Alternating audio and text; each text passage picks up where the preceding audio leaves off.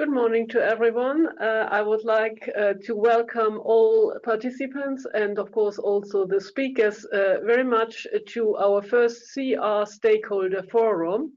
And the idea is to present you with the new CEER strategy, energy transition strategy for the years 2022 to 2025, as well as the draft work program 2022, which is currently being consulted. And also to get some reactions immediately from important stakeholders. So Mr. Dimitri Wernier from BOIC, Ms. Carmen Gimeno from Diode, and Mr. Mark Copley from EFET. So thanks a lot, and I guess Monique is represented today very good by Mr. Dimitri, and I think the reason is that this gives us a slightly better gender balance on our panels. So with this, I would like also to ask and to welcome the participants again. And you have the possibility to submit your questions in the Q&A or chat function. Please write down your name as well as your affiliation besides your question. And of course, happy to receive a lot of questions. With this, I would then present the agenda, the welcome. The first thing will be the presentation of the strategy. Then we have a Q&A session after that, followed by the presentation of the draft work program and reactions from stakeholders, another Q&A session, and the final closing. So that's our program for today, and we aim at finishing around 11:30, so that you all know when you can go to the next video conferences. So with this, I turn to the presentation of the strategy. As you see, the 2022-2025 strategy is called Empowering Consumers for the Energy Transition. It puts the consumers in the focus, and of course it has the mega topic or mega trend of the energy transition, and of course this is related to what NRAs can do, as we can see on the next slide. So the new strategy, which starts in next year, Empowering Consumers for the Energy Transition, follows on the current one, the so-called 3D strategy, which looked at digitalization for the consumer, decarbonization at least cost, and dynamic regulation. As I mentioned already, we are placing the consumer in the center, emphasizing the importance of consumers for the energy transition, but also, of course, the importance of energy transition for consumers. So that is a two-way street, and that's what we want to highlight very much, and I'll explain in a moment how. We published this at the beginning of June, and so you find it on our CEER website, together with the draft work program 2022, which will be presented by my colleague Mara from the Latvian regulator, and also head of the work program drafting committee of CEER. And of course, the work program is based on this new strategy. With this, we can move on to the next slide. This is just showing the 3D strategy that we had, and you see that there's also a lot of emphasis on the consumer. And of course, with regard to decarbonization at least cost, we are saying here that decarbonization is necessary, but it should be done at least cost, in other words, efficiently. And that is something where the regulators have an array of tools, a toolbox, and I'll explain how we will use this in the context of the new strategy. And of course, we have for this year in particular the main topic of dynamic regulation, moving regulation to the fast changing world. Now I want to explain, starting with the next slide, how the strategy was developed and what influenced the strategy. As we all know, there are the mega trends, the climate change, innovation, and others. And these, in particular, climate change, they are translated into objectives by the EU policies, like the Green Deal and the climate law, in order to achieve the overarching targets like climate neutrality in 2050 for the continent, but also decarbonization, sustainability and efficiency. So that is a whole package which has to be seen together. And these overarching targets also determine our strategy and our work as regulators. We can see now the main principles of the strategy and the regulatory dimensions on our next slide. And as I said, we want to promote the energy transition and contribute to a carbon neutral or carbon-free society and economy by empowering consumers for the energy transition. And that includes enabling energy system integration that implies or includes integrating renewables and incentivizing innovation. The next one is placing consumers at the center of energy markets with consumer-centric dynamic regulation, so that consumers are empowered to actively contribute to and benefit from a flexible energy system and the energy transition as a whole. And finally, last but not least, I have to say, this regulation, any regulation in our context, relies on well-functioning and resilient markets nationally and in Europe. So we want to ensure that they are open, well-functioning and resilient, so that they can deliver flexibility, that there are no barriers to entry for new business models and new players, and that well-functioning markets and regulatory intervention go hand in hand to achieve the targets that I mentioned previously. So these three bullet points, we call them regulatory dimensions, and we have this also shown in the next slide in a little diagram. As I mentioned, the well-functioning markets, including the internal energy market, because we are on the European level here, should ensure that there is flexibility possible, that the price signals provide are efficient price signals in order to make optimal use of flexibility options for the energy transition. As we say, the consumer is in the center of our dynamic regulation, and we included the so-called Vision 2030 principles and Aspire principles, and I come back to this in a moment as well.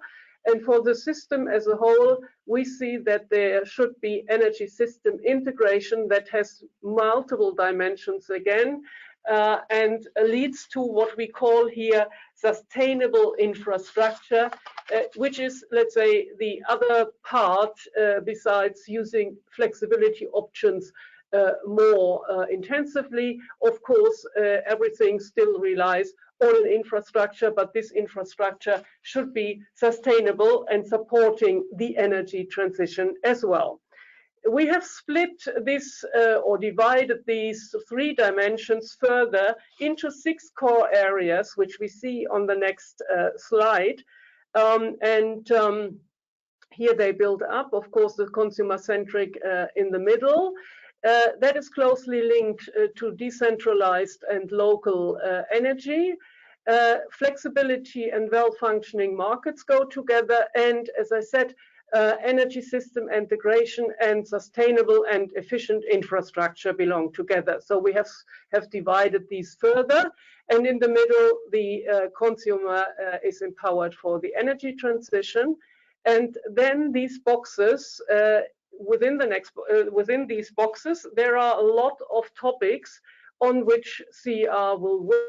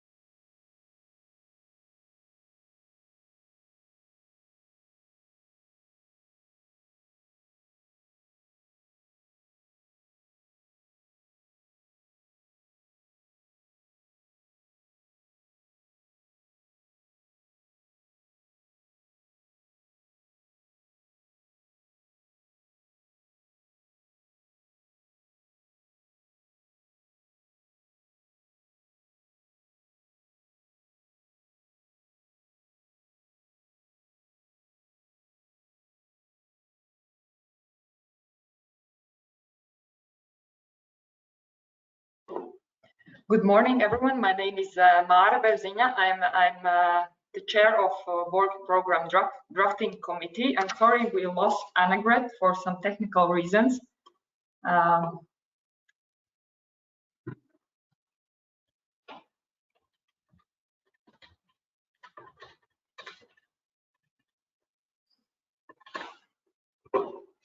So I hope we can get Annegret. I'm sorry for these technical problems. I hope we get Annegret back soon.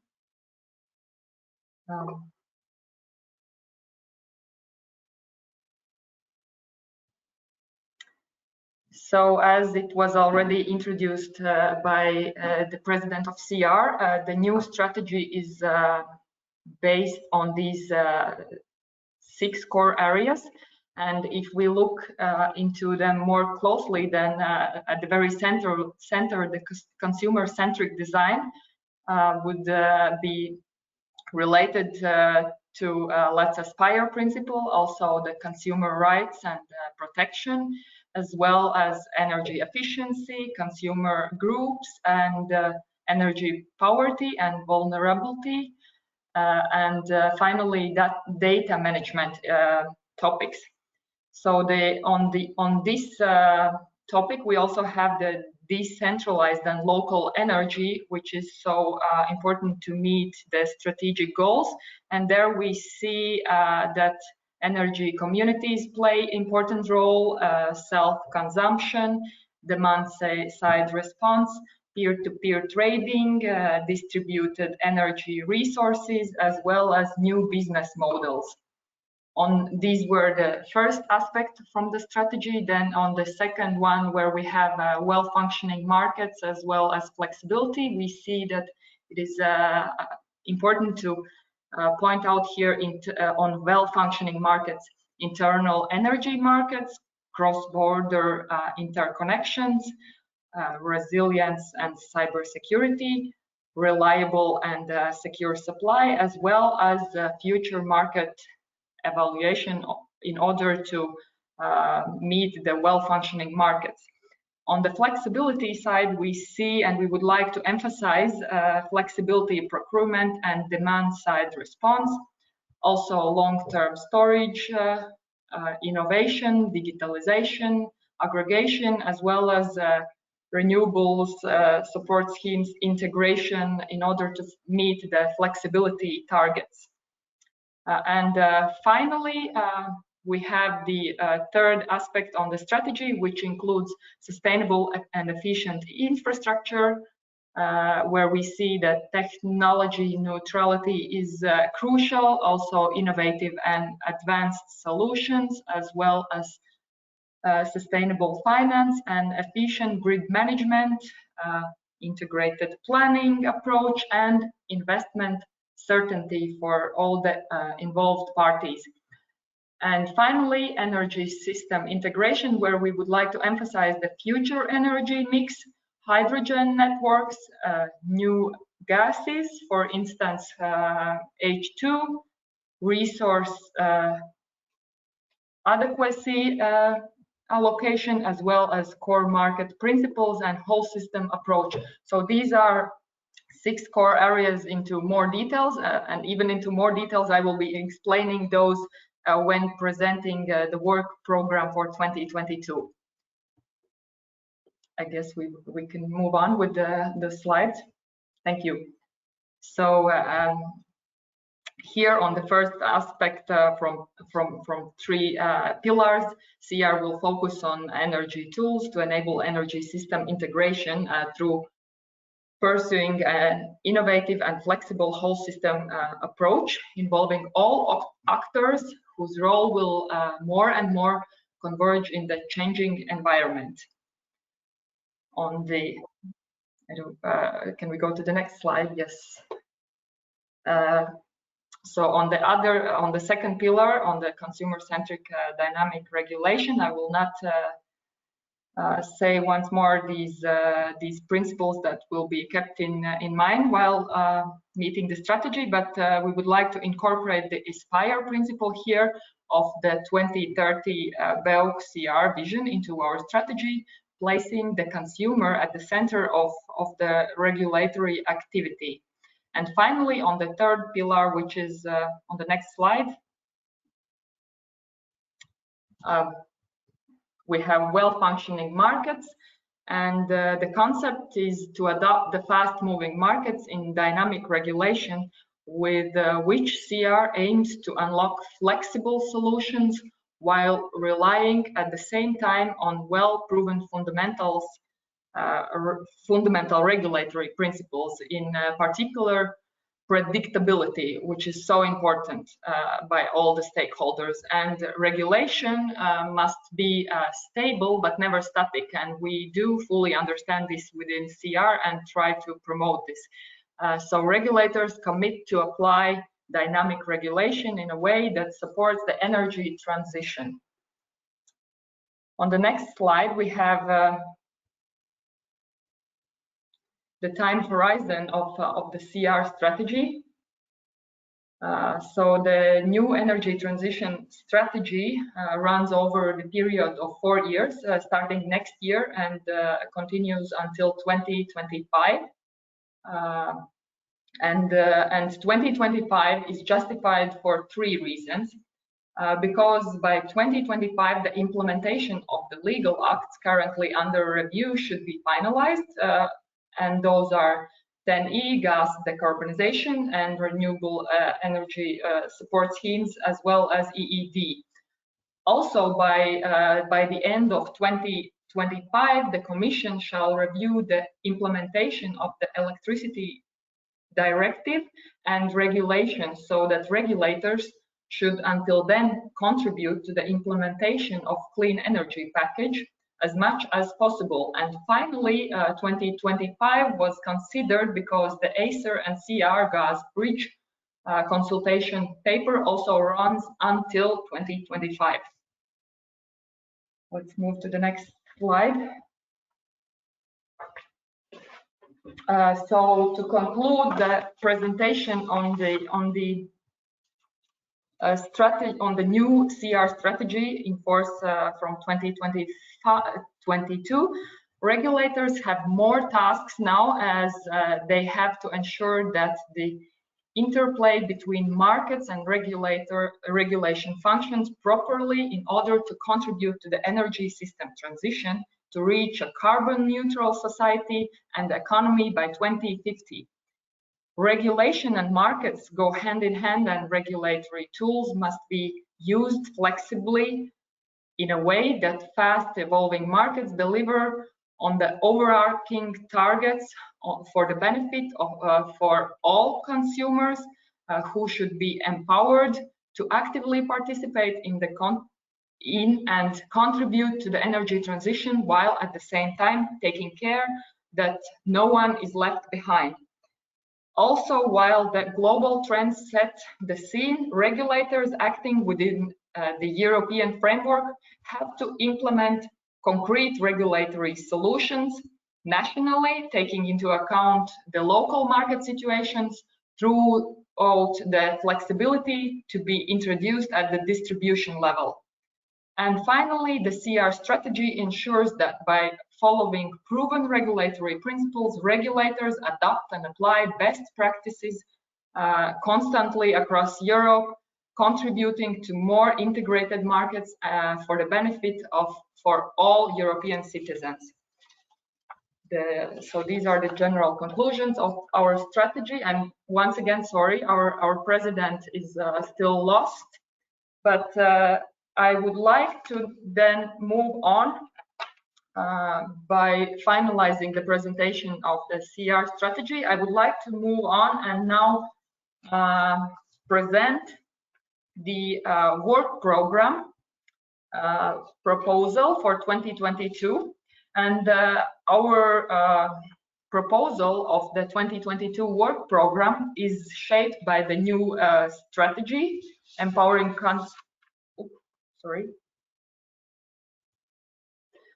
and by the new strategy. And CEER deliverables and activities, which I will call work items within this presentation of mine. So all the deliverables and activities are based around the 6 core areas that you just heard that are being presented in the new strategy for starting from 2022.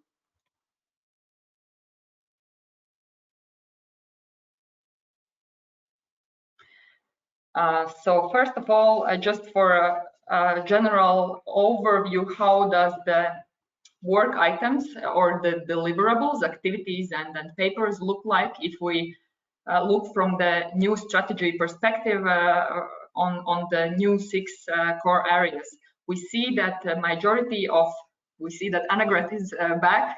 Happy to see you back here. So we see that most of the proposed work items are focused on well-functioning markets on the 2022 work program.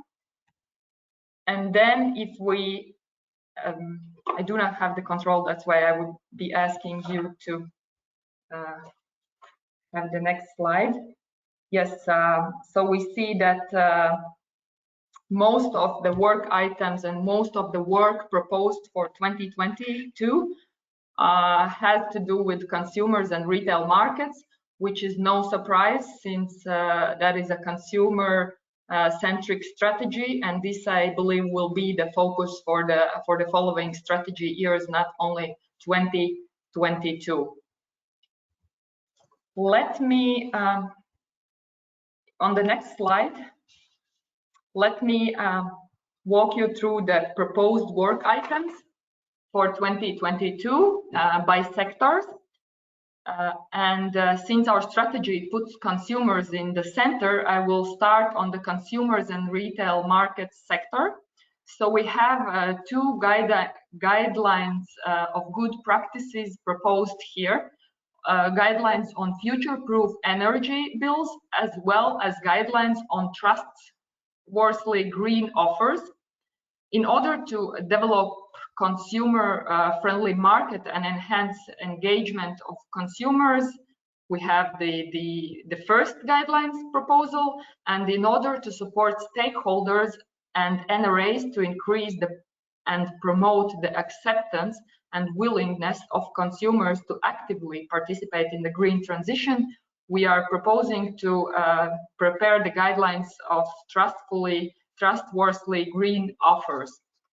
On the next slide, we have proposed work items, and those are workshop series on consumer engagement with and access, on the consumer engagement and access to the markets in order to enable market stakeholders to discuss issues relevant for a stronger market participation of consumers.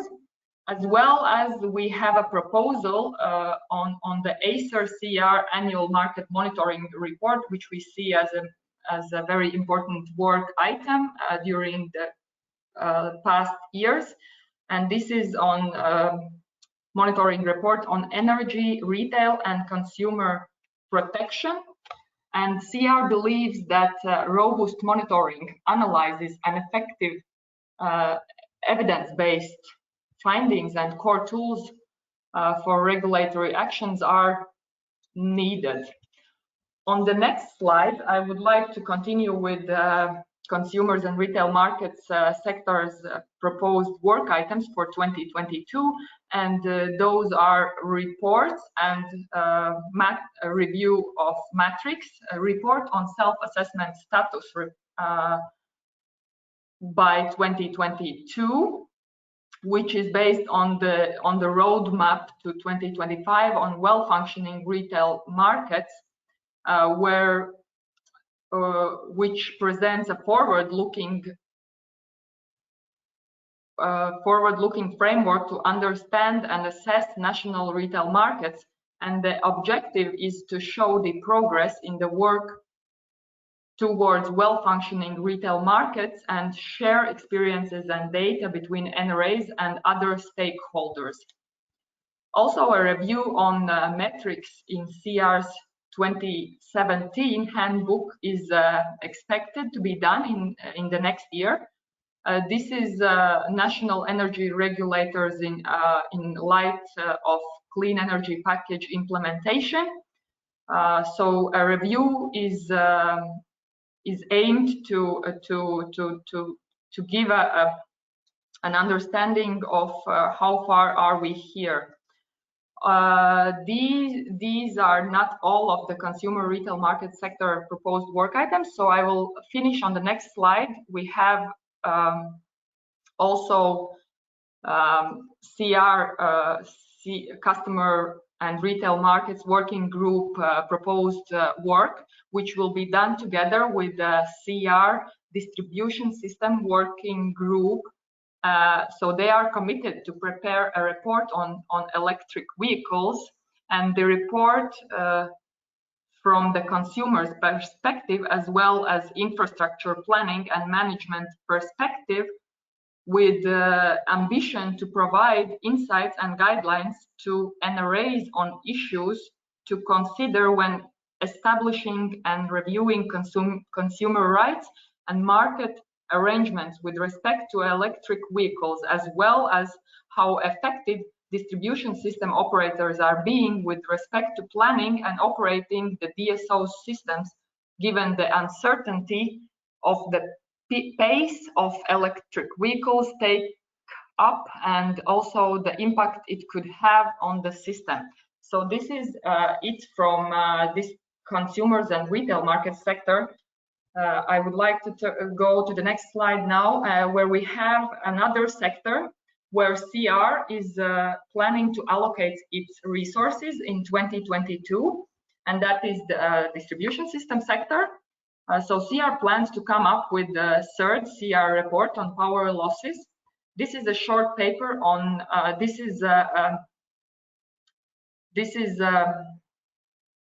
paper on transmission and distribution level, with the objective to empower greater energy efficiency and security of supply. Also, CEER plans to come up with short paper on how member states determine the new connections and use flexibility connections in order to first achieve sustainable electricity and climate targets set at the European and member state level, and also by decentralizing renewable electricity generation in distribution systems. On the next slide, we have another pair of proposed distribution system sector work items, and those are review. So the review is planned on data shared by DSOs in order to get a better understanding on current practices and help categorize the core data needs that NRAs can then focus on, and also better facilitate flexibility, efficient integrated planning, and future flexibility markets. Finally, CEER proposes to prepare a paper on cybersecurity network code in order to inform NRAs on their new functions and on the new obligations of regulated operators. On the next slide, we have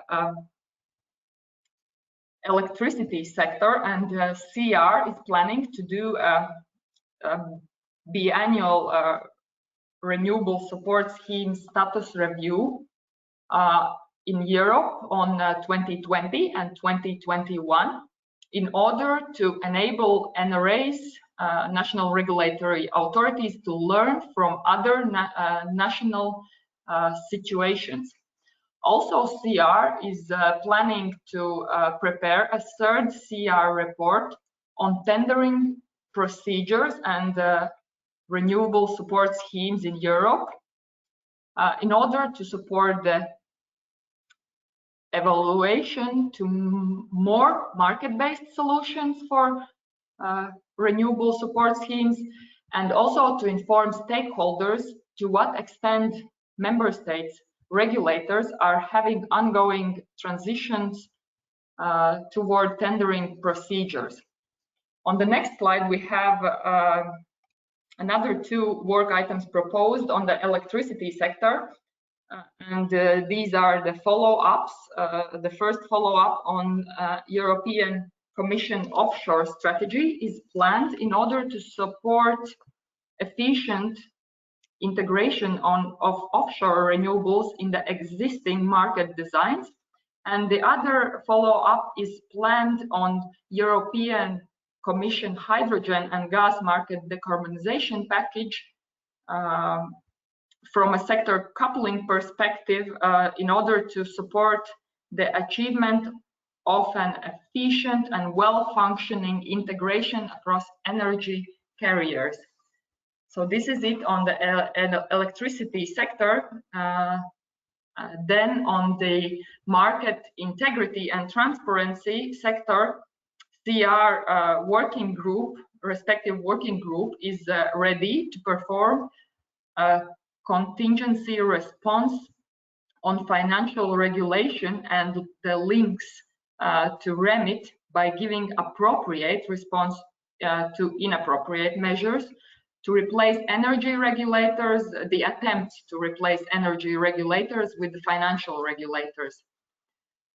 And finally, not on the next slide, we have finally the gas sector, and the CEER gas working group is ready to draft a position papers, organize CEER discussions and webinars and workshops on hydrogen and gas market decarbonization package in order to establish the importance of consumer rights and aspire principle in the legislative proposals, and in the discussion around the H2 and GMD package, develop common European regulatory perspectives on the future energy mix and H2 networks, provide guidance to the relevant stakeholders on issues under NRA compliance. So the respective working group is ready to discuss these issues, as well as to prepare a paper on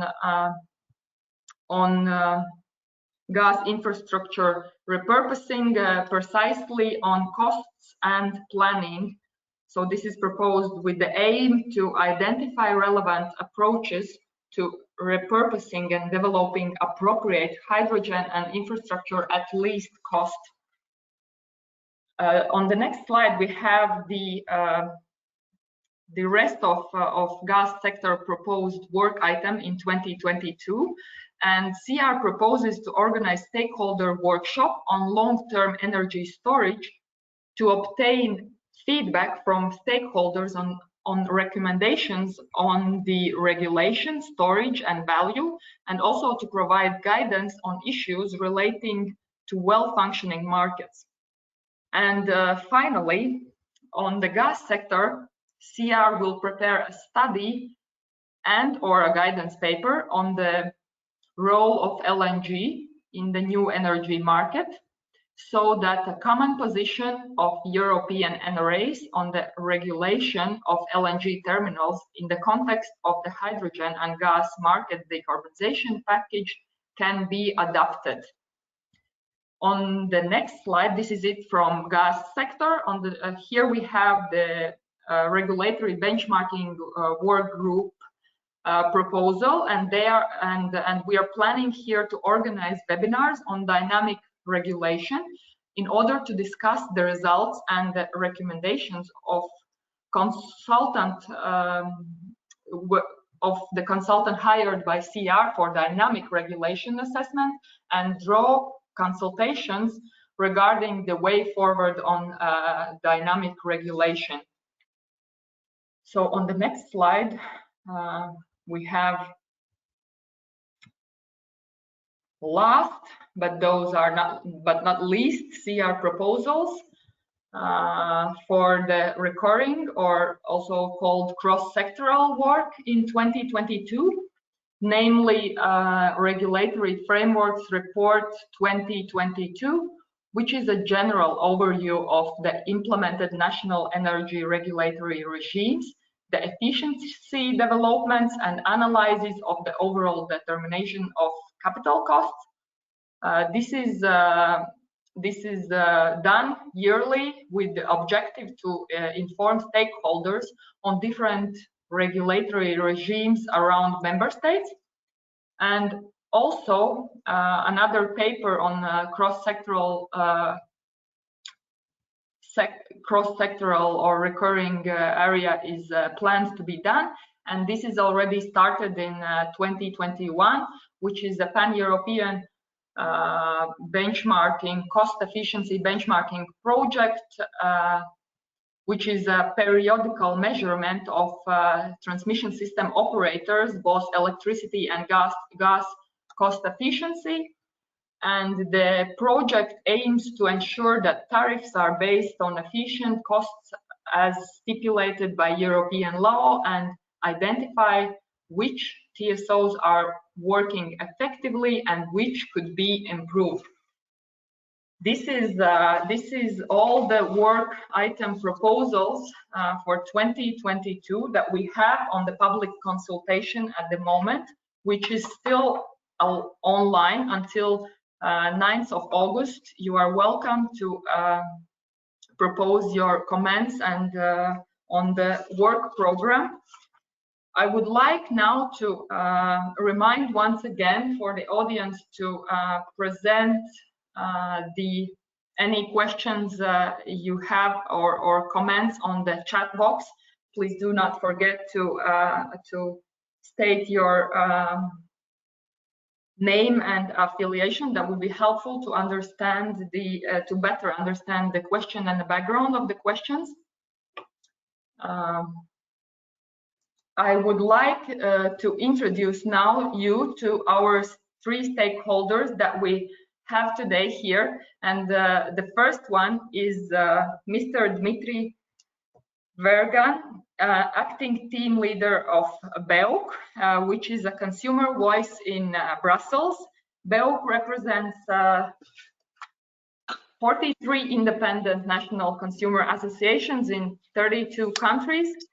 Dmitry, please, the floor is yours. Thank you very much, Mara, and good morning, everyone.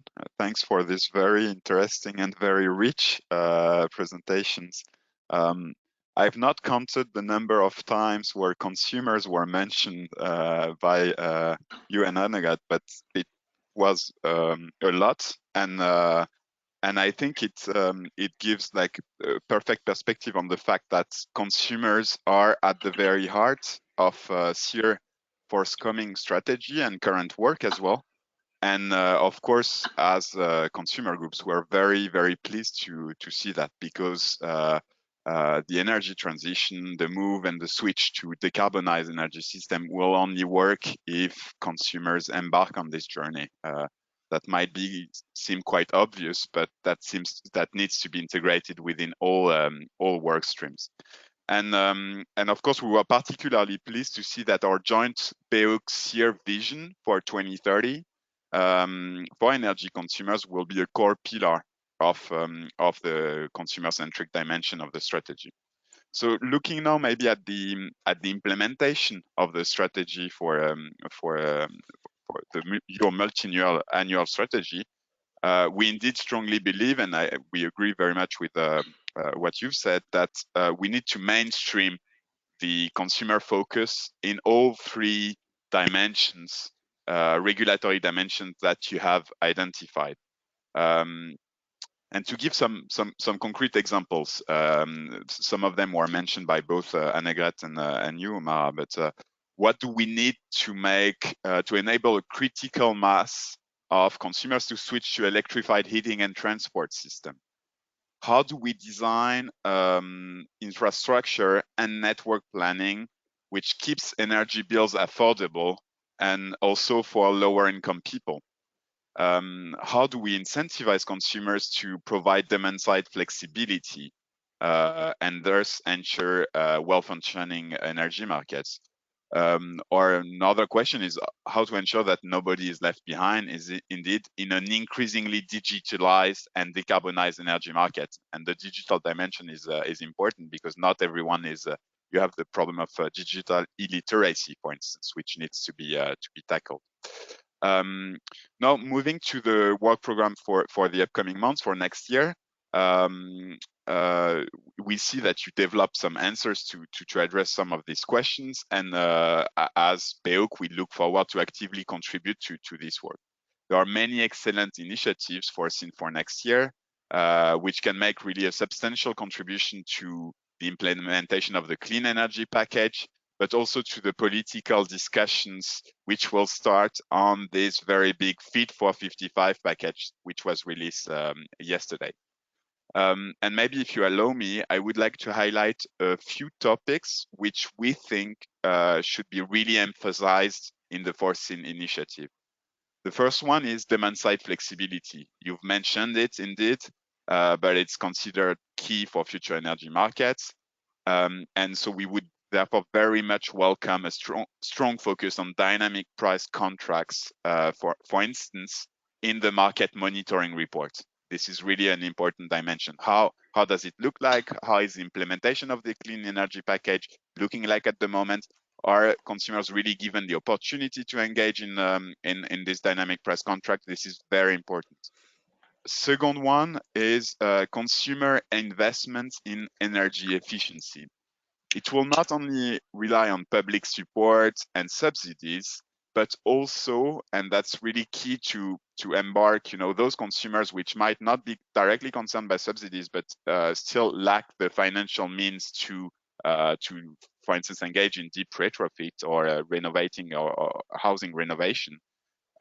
Could we make a stronger focus on innovative financing models, such as on-bill schemes, for instance? And we would appreciate if this topic could be taken up, for instance, in the guidelines on future-proof energy bills. Third topic I'd like to mention is district heating. District heating is obviously considered as one of the key opportunities or solutions for the decarbonization of our energy systems. Yet, the problem we see is that consumer rights and protections lag far behind those existing in electricity and gas. So an overview, the package released yesterday by the Commission will address this, but an overview of best practices in regulatory oversight of district heating networks could be a valuable contribution to the development of consumer rights in this sector. And final point I'd like to highlight is, you've said it as well, the energy transition will require massive investments and will fundamentally change the way consumers and markets interact. So there is this big discussion about the future of future energy carriers, hydrogen blending versus gas versus direct electrification. Here, as consumer groups, we have some doubts with regards, for instance, to hydrogen blending as an affordable solution for individual heating and cooling. And this is something that would be also interesting to look into. So I'll stop there, but thank you again for involving us in this process, for putting consumers at the center, and we look forward, of course, to continuing our cooperation. Thank you. Thank you very much for your valuable comments and proposals. I would now like to give word to Ms. Carmen Giameno, which is Secretary General at the GIODE, which represents DSOs and more than 1,200 DSOs in 15 countries, in order to defend the interest of the local distributors in front of energy authorities on national and international level. Please, Carmen. Thank you, Mara. Thank you, Seer, for the opportunity to be here today to share with you our views with your strategy and the work program for 2022.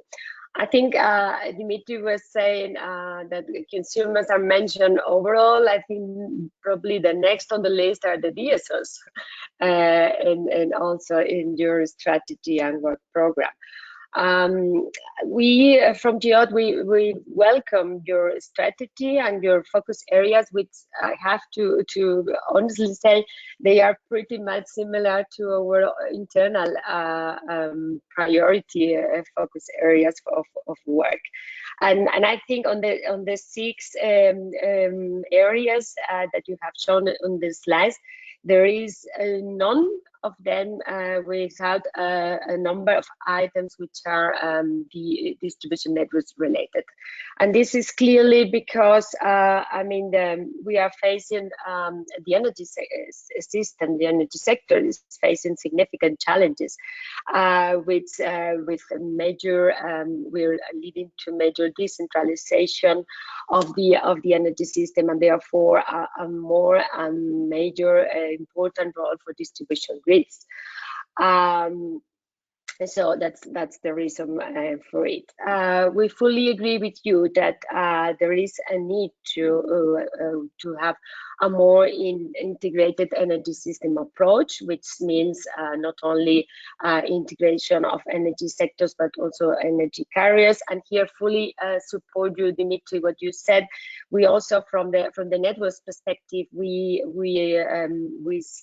see that there is a major role for the heating networks in terms of achieving more system integration, also for storage and also in terms of flexibility. They have a lot to bring. And many of our members, they are not only running electricity and gas networks, but also district heating, as you well know. Also, we also share your views that in this new energy system, we will have to cope with ever-growing decentralization of assets. And then many of those assets are going to be connected to the distribution grid, not only the renewables, but also with PVs on the roof of our customers and our industries, but also e-vehicles connected to grids. And here I want to welcome your work on e-vehicles, and even if it's placed in the consumers area, it has a lot to deal with Dsos, and it's mentioned, and when it comes particularly not only to the operation but to the planning, because this is something we are claiming that we should be Dsos involved in the planning of infrastructure for vehicles charging, because it creates challenges to our networks. So we have to be involved in this discussion. So this is this can be handled in the best ways possible. Also, this all leads to clearly to major responsibilities for DSOs, and we want to to move from passive system managers to even if neutral but active system manager. And then here, flexibility will play a crucial role, and we really are determined to make use of flexibility services, but and well, even if the directive clearly said that a very good framework, it needs to be implemented, and it's not yet the case in many member states. So this has to be put in place, and I think also your regulators have a key role to play. And there are a number of barriers from at the technical level, with the definition of rules and products, and also flexibility markets. And here, you know, we are working jointly DSOs with TSOs to define the scope for a future network code or modification of the existing codes to make it happen. But also there are barriers at the remuneration level, because what we see is that the DSOs, they should be you know, allowed to have a number of tools for the most efficient operation of the grids. This should, of course, there will be always the need for, let's say, investments in copper as the traditional ones, but also for what is called the non-grid solutions, which is flexibility. And therefore, we need incentives, and the regulation goes along with the needs in that sense. Here, we welcome your paper on flexible connections and on the review of that data shared by DSOs. Here, we of course encourage Seer to engage with DSOs and also to follow closely the paper, which is going to be published in the coming weeks, of the joint work done together with DSOs and TSOs, called Roadmap on the Evolution of the Regulatory Framework for Distributed Flexibility, which also tackles on this point. Consumers, I think if you see here, you say empowering consumers for the energy transition.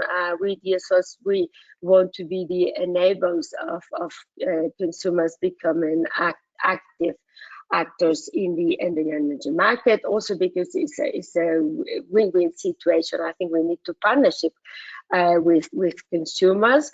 When you mentioned demand-side flexibility, we need our consumers to become active, and so we can benefit of the flexibility that consumers, either directly or aggregated, could provide to the grid. We will see energy communities, and it's mentioned also in your papers.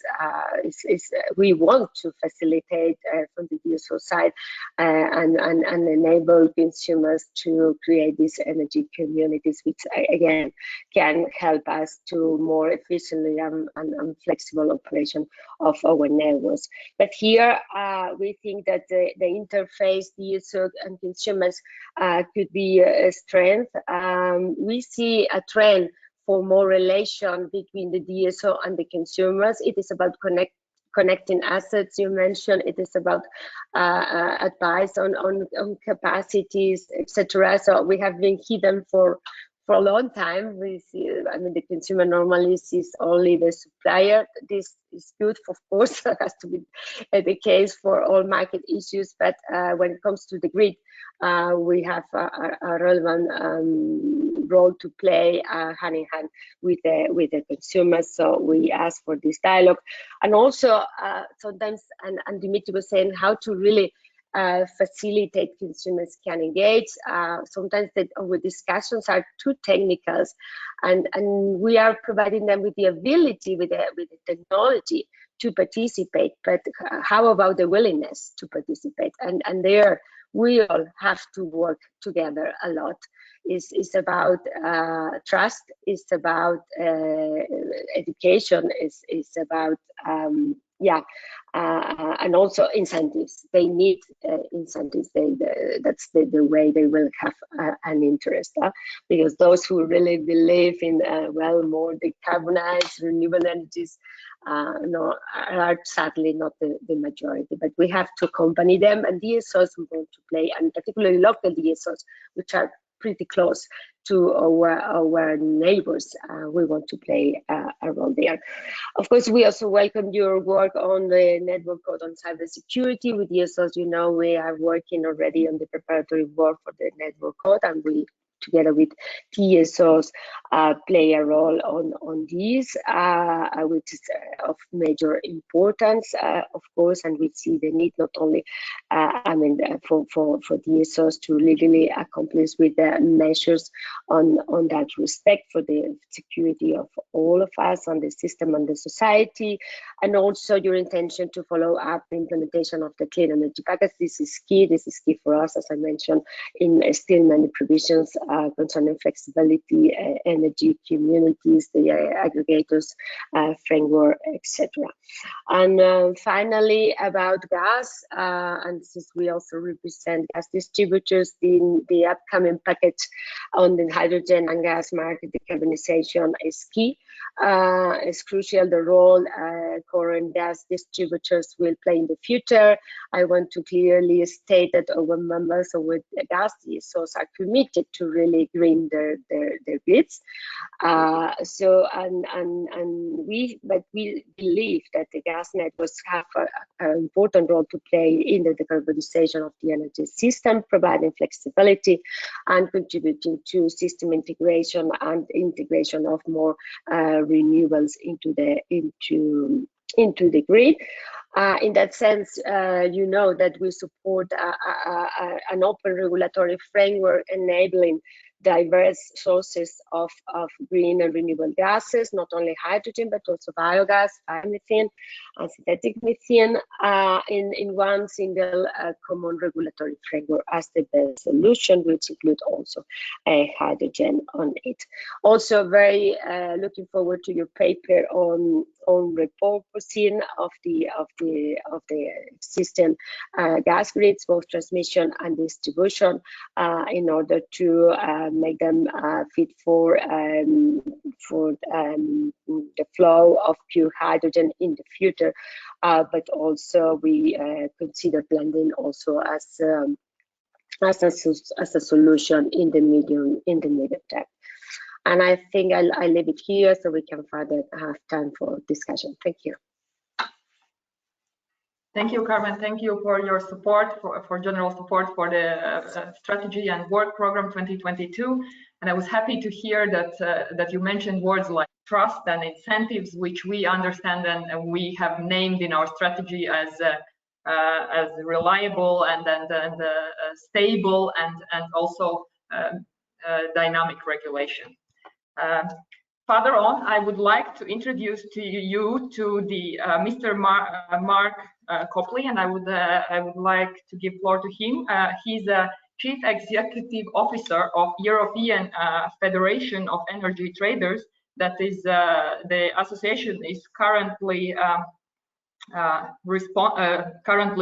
representing more than 100 energy trader companies in over 27 countries.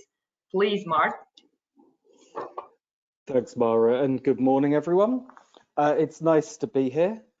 Let me start by declaring an interest. I did used to be a regulator, and I did once sit on the Seer General Assembly, so it is rather nice to be back in this environment. Now, the problem with going third on a panel like this is you run the risk of repeating what people have said before. So I thought I'd try and take what I hope might be a slightly different approach. So I started by asking myself, what makes Seer unique? Put a different way, what can only Seer do in this space? And I came up with two things. So the first thing is it's a consumer champion. It's a genuinely independent consumer champion. And Dimitri, I'm sorry, because not only Seer can do this, Bayuk can do it too, but it's a reasonably unique role. The second thing is it's relatively unconstrained. And by that, I mean, it doesn't have a legal mandate. It doesn't have a fixed geography. It doesn't have a fixed remit in terms of sectors.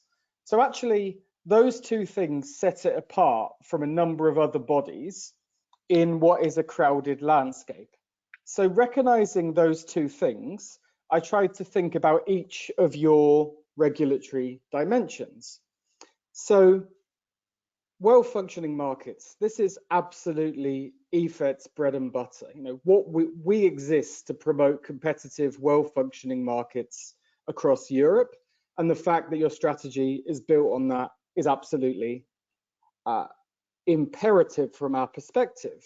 But you've examined trends, and we need to be honest and say, not everybody believes that Europeanization is good and the markets are good.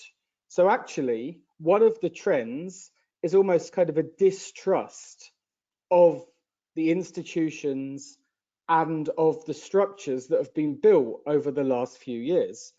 And this is where an independent expert consumer champion has an exceptionally important role to play, both in setting the policy, but also in explaining that policy in a clear way. making a positive case for the benefits that markets can deliver for customers. So I think that's a really important part of what any strategy needs to do. Then we've got consumer-centric dynamic regulation, which I might take in two parts. So the strategy is all around about placing customers at the heart of markets. And as a set of energy traders, we love that idea. You know, the more barriers you can break down, the more competition you can create, the more liquidity there is, the better markets function, the more consumers benefit. It's a virtuous circle. But we need to be a little bit honest. When I was a regulator, much as I would have liked them to, large numbers of customers want someone else to represent their interests for them.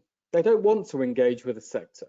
They want to kind of sit on their sofa because they've got hard jobs to do, busy lives, and they want to know that they're getting a fair price. Now, therefore, I think it's incredibly important in a transition to net zero that no one is left behind, as your strategy says. But actually, therefore, I'm not convinced it's entirely about empowering every customer. I think it's about recognizing some customers need intermediaries, need someone to represent them, and perhaps taking some steps to deal with that as well. The other thing I will say here is that competitive markets and consumer protection start at home. Dimitri said not all customers in Europe have access to dynamic price contracts. There are barriers in lots of regulatory frameworks. There are regulated retail prices in big parts of Europe. All of these things, I would say, are low-hanging fruit to a market-based approach to making regulation more consumer-centric. Then we come on a bit to dynamic regulation. And, you know, in a way here, the trend for me is about what we know as the energy sector breaking down. You know, I'm old, so I've done energy for about 20 years. And when I started, I worked on pure electricity. Over time, I started to work on electricity and gas, and people started to understand sector coupling. And just as we started to figure out sector coupling, as the package yesterday shows, it's aviation, it's shipping, it's transport, it's land use planning, it's environmental policy. Now, actually, well, why do I say that? Well, because dynamic regulation isn't just going to be energy regulation. It's going to be the regulation of multiple sectors. And that's where the unconstrained nature of Seer gets important, because you can work across sectors, you can work across geographies. I think I saw Georgi from Georgia ask a question. You know, you can work with the energy community, you can work with countries in other parts of Europe, you can work with countries like the one I'm currently in, I'm in London. You can work with Switzerland to actually kind of create solutions which span borders. And if we're looking at things like carbon pricing, which isn't maybe a traditional regulatory role, but if we're going into that direction, you can work internationally.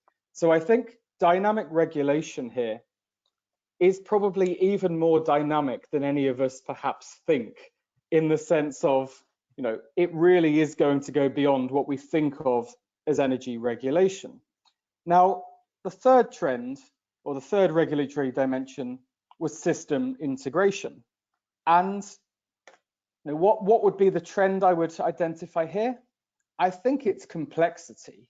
Now, you know, I did spend yesterday afternoon trying to read as many as those 12 pieces of legislation the Commission put out as possible. I like to think I know a little bit about energy, but it's confusing.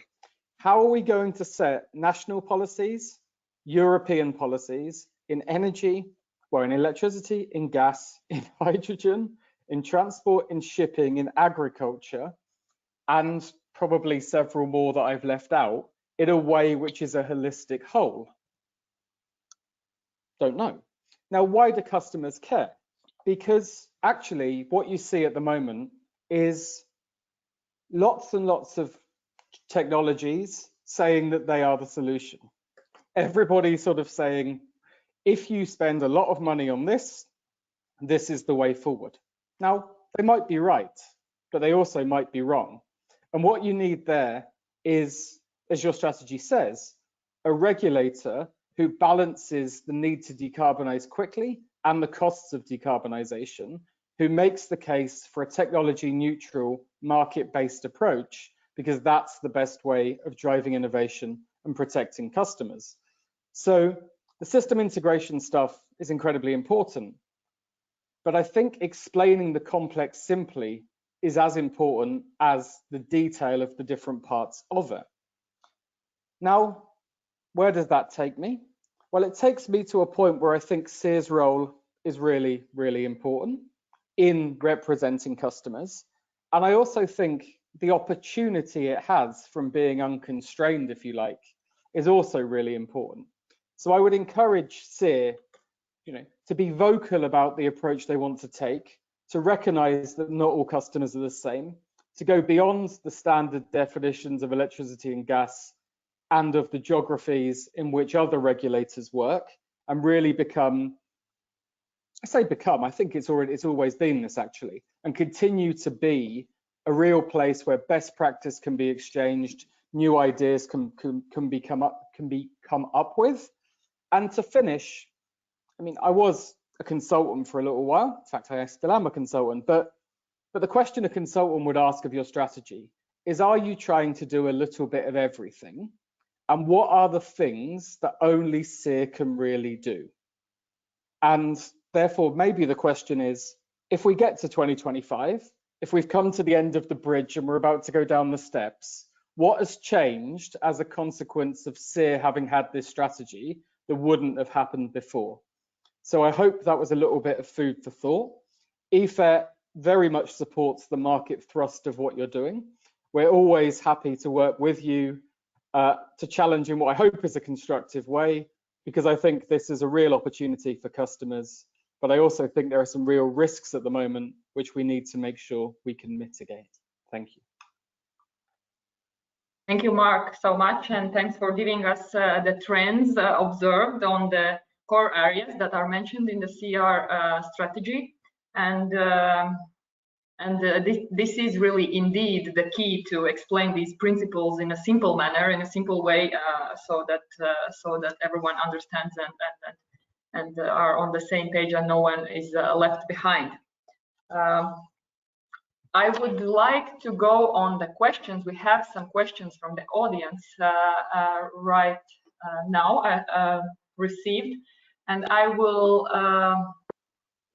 introduce to the first question that we received from Alan Chapman from Spain. So he says, here in Andalusia, Spain, over 100 mega solar farms are planned, and consumers here will not benefit from the renewable energy produced. Currently, we have only 6% renewable electricity, despite having many wind farms and hydroelectric installations. Consumers and local authorities have not been given notice of these projects, which will destroy the agriculture and inland tourism industries. So this is a statement question from Alan Chapman. Would you like to comment on this, Annegret? Yes, thank you. I can, of course, not judge on the specific Spanish situation. Maybe Carmen can come in afterwards. But I think that is an example of what we were saying, that there should be more information, more transparency to consumers, so that they can then also make use of the possibilities there. And I think that is important.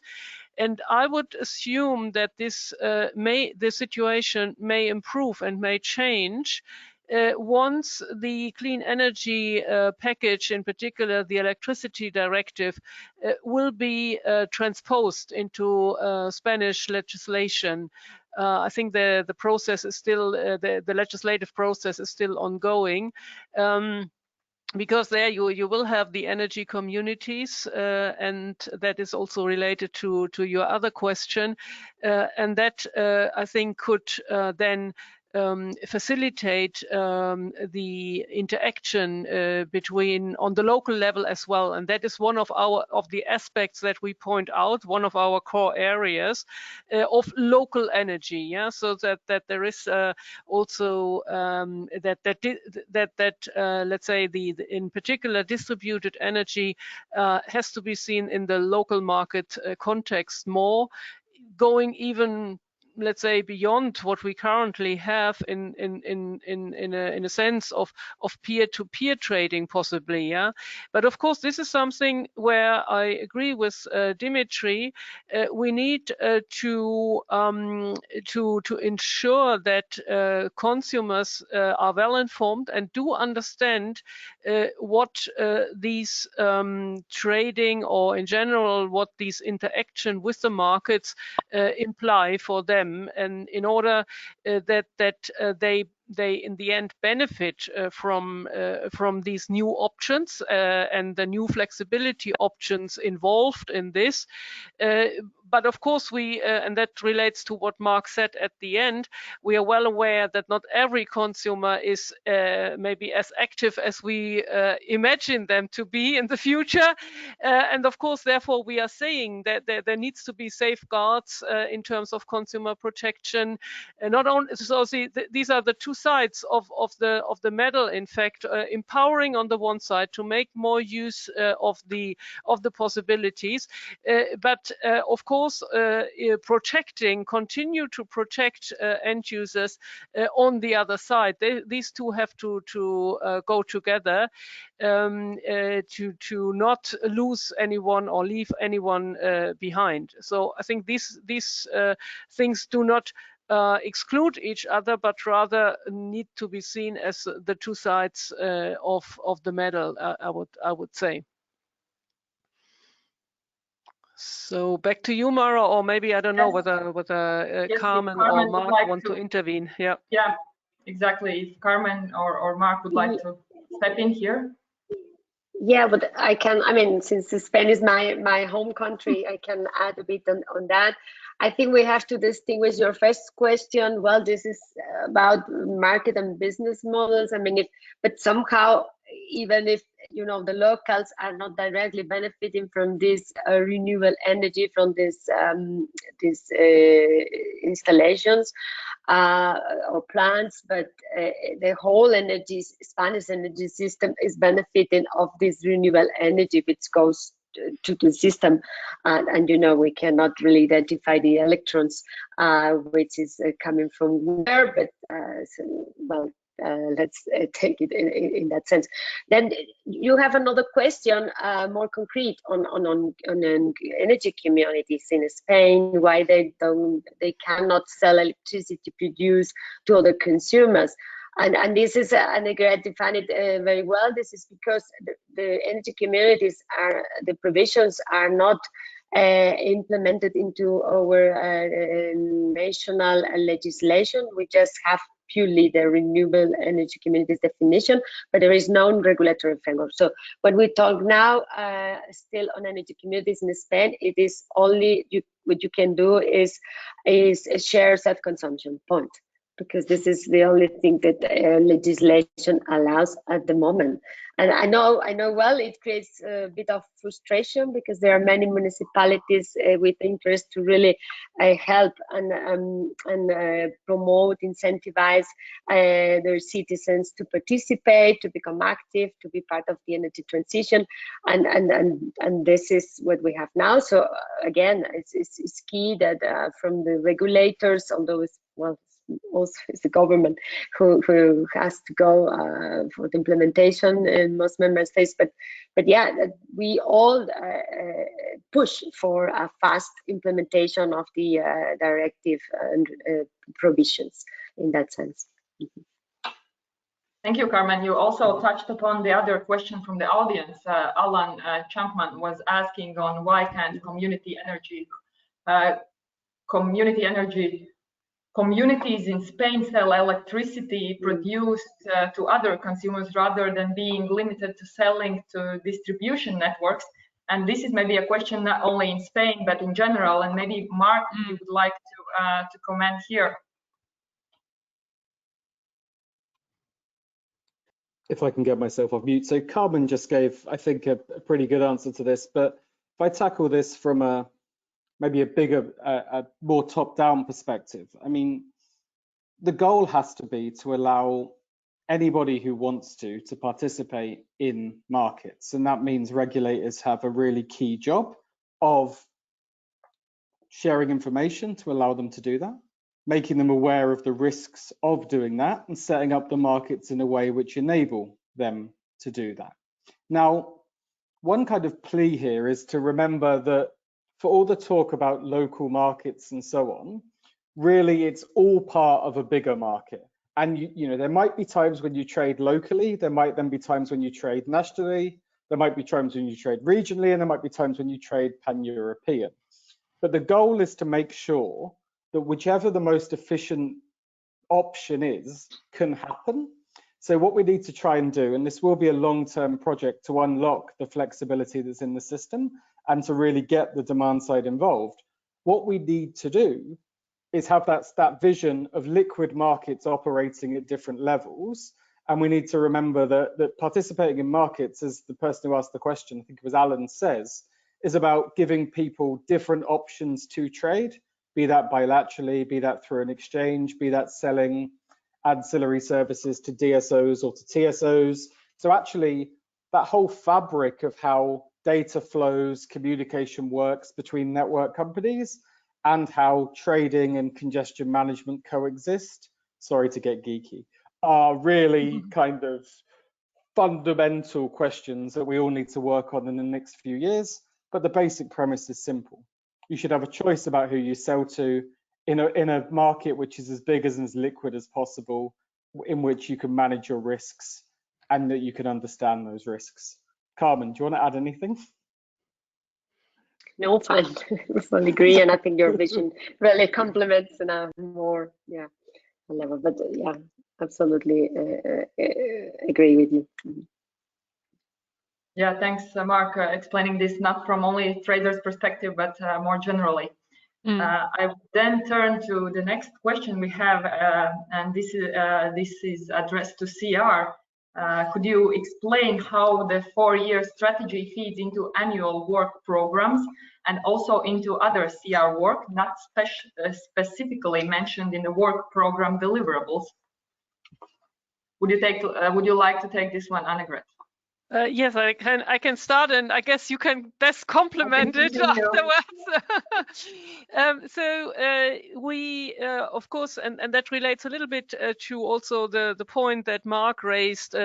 Aren't you putting on your table or in your strategy everything, and then not focusing enough? And I think that's a fair point, and therefore I would like to say that.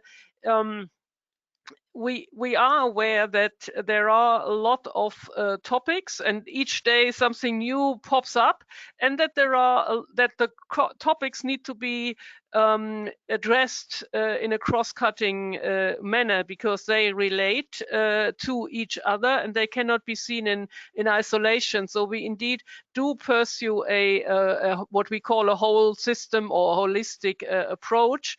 But of course, we also are aware that there are some issues which we would address primarily and as a priority. So the general idea is of this 4-year strategy to work on the highest priority items first, and that is in what we now have in the 2022 program. These are the ones we consider to be the most urgent ones, so to speak, and Mara may complement, and then look into the other topics equally relevant over time. Over the 4 years, so to speak. So that's the plan, and hopefully we can deliver in the end. Maybe exactly.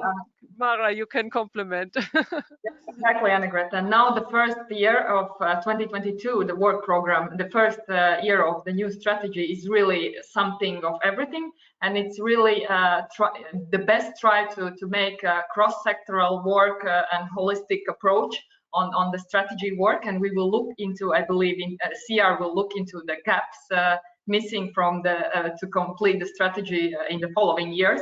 However, I've observed within the CEER, I would say I've observed the work between the working groups that are represented by national regulatory authorities.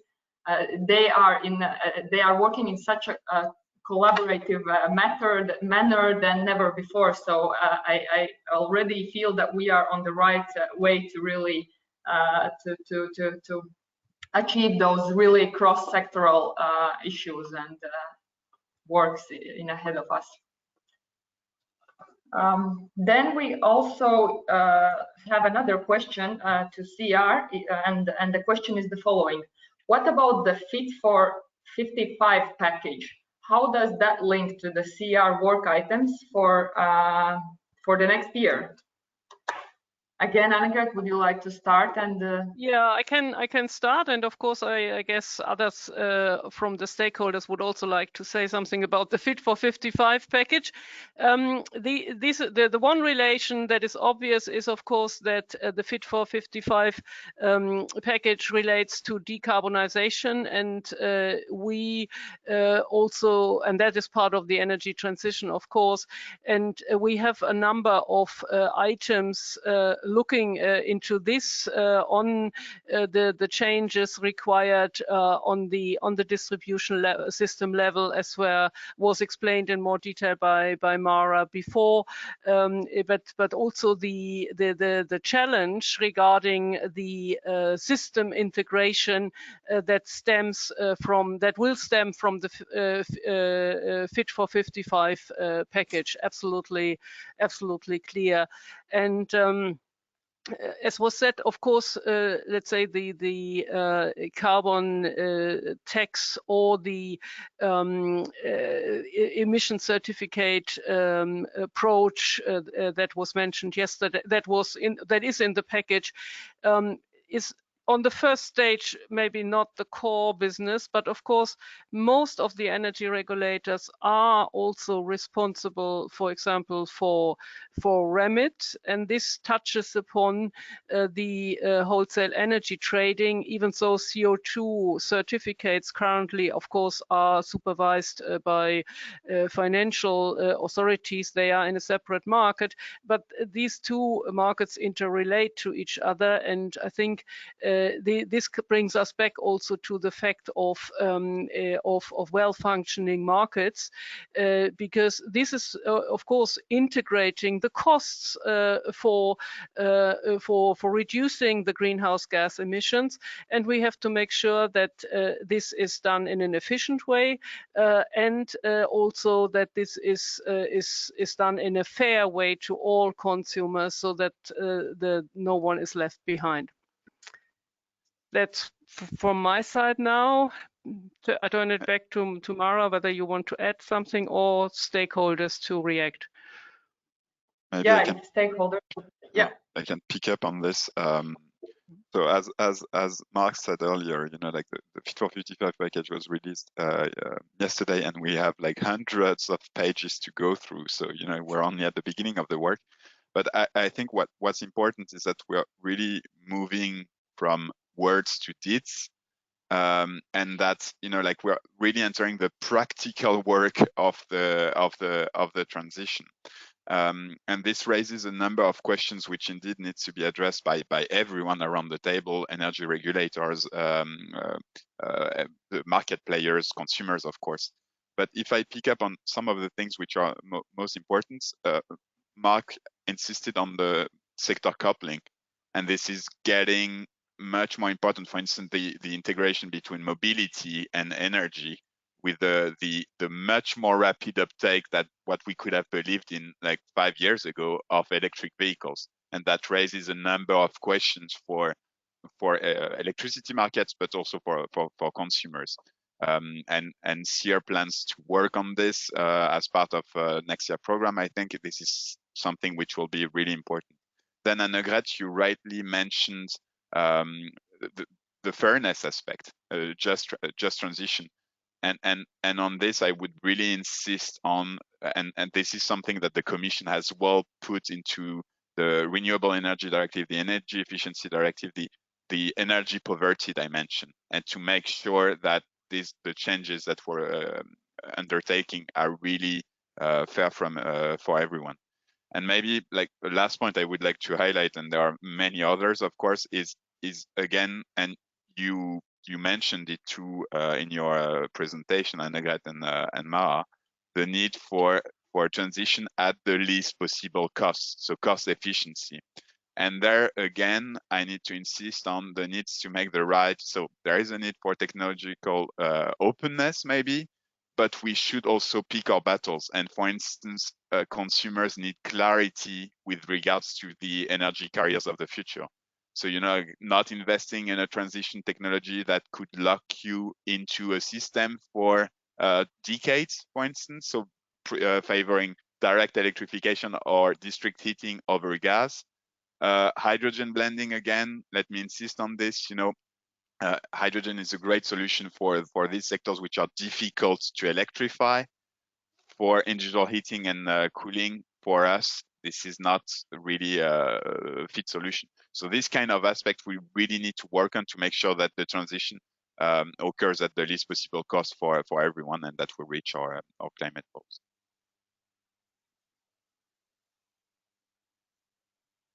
Thank you, Dmitry. If Carmen or Mark would like to step in here for, yeah. Yeah, I think, well, it's clear that the package adopted yesterday is a step forward and in this way towards decarbonization. So it ensures the already clear commitment from the Commission, from the European perspective, and I said even, I mean, with higher targets for renewables, also ambitious measures for energy efficiency, again from the system operators role is clear that we are relevant there. We welcome the effort towards the system integration approach, and I want, maybe because it's probably not so mentioned, is the review of the Energy Taxation Directive. We also think there is a lot, Mark can compliment for sure there, a lot to do. I have to admit that more than the big highlights, I didn't have the time to go into the details of this, but yeah, I think this is an important piece to round the circle, I think, and in particular if for system integration, clearly. Thanks, Carmen. That's a good point on the Energy Taxation Directive. I would like to introduce all the speakers to I think the final question from the audience, and that is following: what is the role and power of associations of industrial electricity consumers in a regulatory process? Mark, would you like to start this one? Your thoughts. What is the power of associations in the regulatory process? Well, I mean, I can probably answer that slightly with my current hat on and slightly with my kind of former regulatory hat on. So when I can say, you know, very honestly that when I was a regulator for Ofgem and, you know, with Seer and Acer, you know, we were in constant touch with people like IFIEC, CEFIC, various associations like that, and, you know, always took their opinions very seriously. Now, but that was my old job. Now, what we do in EFA is we still talk to those people incredibly closely. Why? Because actually, I think it's really important to understand the different drivers that different associations have. And if you're going to try and decarbonize in a sensible way, you have to take people with you. And if that comes at the expense of jobs, or if that comes at the expense of regional growth, you're going to have a problem. So, you know, recently FEP put out a position paper with IFIEC talking about cross-border trading with the UK. And so I think, I'm sure I've missed some associations. There are people like Eurometal we talk to quite a lot as well, but actually I think these people have quite a large amount of influence. I think it's really positive. You always see them represented at places like the Florence and Madrid forums. And, you know, you wouldn't expect someone who runs an association to say associations have no power. But I certainly think that there's a really important role to synthesize different views and to make those views heard in debates such as this one. So I would be reasonably positive, to be honest. And if any of those associations would like a discussion, you know where I am. Thank you, Mark. Carmen, would you like to continue on this one and complement here?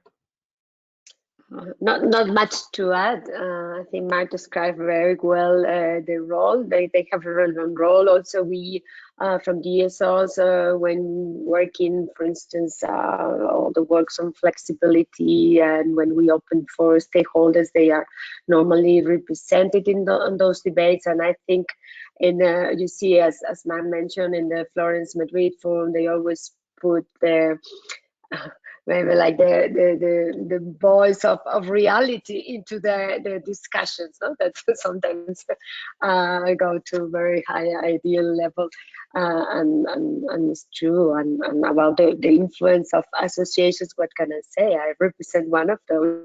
So I mean, but if I don't believe we do have certain influence, I mean positive influence, wouldn't be doing my job. But yeah, I think they play a relevant role. Dimitri, thanks, Carmen. Dimitri, would you like to comment on this one? How do you see the possible impact by the associations? Well, I would respond quite bluntly. You know, like the role of my organization is to do some advocacy on and influence policy making, so that consumer interests are, in the case of energy regulation, well protected and represented. So you know, like it's quite clear. But obviously, you have different ways to do this. You can, you know, you're trying to influence legislation in the making. For instance, the Fit for 55 package, we will follow very thoroughly the co-decision process and try to, you know, to defend consumer voice in this process. But there's also the whole work that we're doing together. You know, this joint vision, working hand in hand with the regulators, but also with discussing with market players, so that, you know, like we find the suited solution in this transition.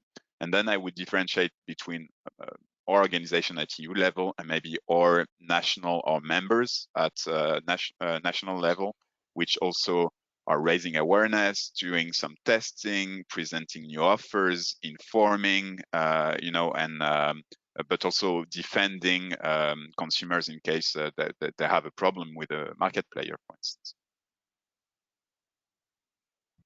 Thank you, Dmitry. And I would, before I give word to Annegret on this one, I would like to say that I see as a member of another working group in CEER, which is preparing one of the deliverables that I presented today, and that those are regulatory frameworks report and TSO cost efficiency benchmarking. I think we do live with these kind of work items really a powerful in a powerful way. We do change or set some regulatory processes in the member states in some levels and in some directions. Since the regulatory framework report is the most downloaded report by CEER, and we know that regulators are really implementing those ideas, and the regulatory process is based on these ideas from the reports prepared by CEER. So I'm happy to be part of that. Annegret, would you like to finish here and also give the final remarks and conclusions? Thank you, everyone, all the panelists from me now. Yes, thank you. Thank you also from my side, of course. And I would like to pick up on this and link it back to what Mark said about that we sometimes currently see some distrust or reduced trust in institutions. And I think here the regulators and CEER play a key role to ensure by communication, but also by acts, as Dimitri was rightly saying, that we return this trend of distrust, and by empowering, for example, consumers, but of course also other users in the process, engaging in the process with all stakeholders, with all associations, representations of different stakeholders, so in a transparent way to ensure that, and of course by regulating in a way that there is that the markets are well functioning and consumers do benefit from them. I think that is an important element of regaining trust if it was lost, and of, as I said, reverting the trend, so that because I think only if this is the case, consumers and others will engage, and this is for me, this is of key importance, that everyone buys into the process, because otherwise I think the energy transition will not work. We will not deliver or accomplish it, and therefore I think it is important that each and everyone is aware of its role ex ante, so to speak, and then also can trust in the institutions. By this I mean markets, but as well as regulation, to be able to buy into the process, and then to see that this can change the situation and contribute to the energy transition, which I think is crucial for all of us. I think that is something that we want to work on in the various ways and on the various levels as CEER, and that is what let's say is the key message also of our strategy, that we want to work that the energy transition will be successful by engaging in particular consumers, but also of course all other players. So that's our goal here, and that's where we are working for, and with all our instruments, using all our instruments, and of course being aware that these instruments change, and the way that we handle them changes, and that is what we try to say, that we have to adapt our regulatory tools to the changing situation to push it, and that's what we call dynamic regulation.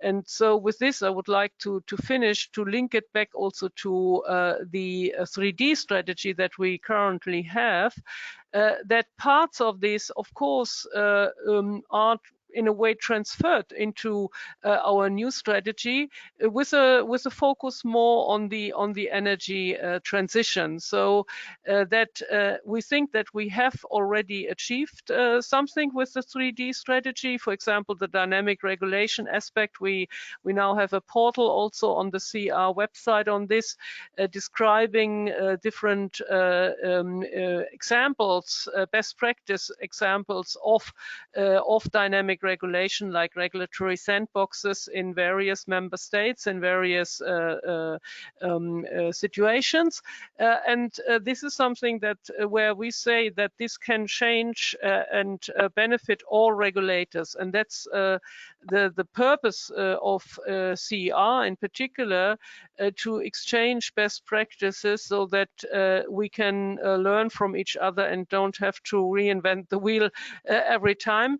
And for the next 4 years, as I said, we want to do this in a way that we as energy regulators contribute in the best possible way to achieve the energy transition, and with this, of course, all the climate targets, in particular decarbonization and climate neutrality, by 2050, and the greenhouse gas emissions, like what we saw yesterday, already reduced by 55% until 2030, which I think is a milestone to achieve climate neutrality. So we need to implement this. I fully agree, and that's what is our ambition for the next 4 years of the strategy.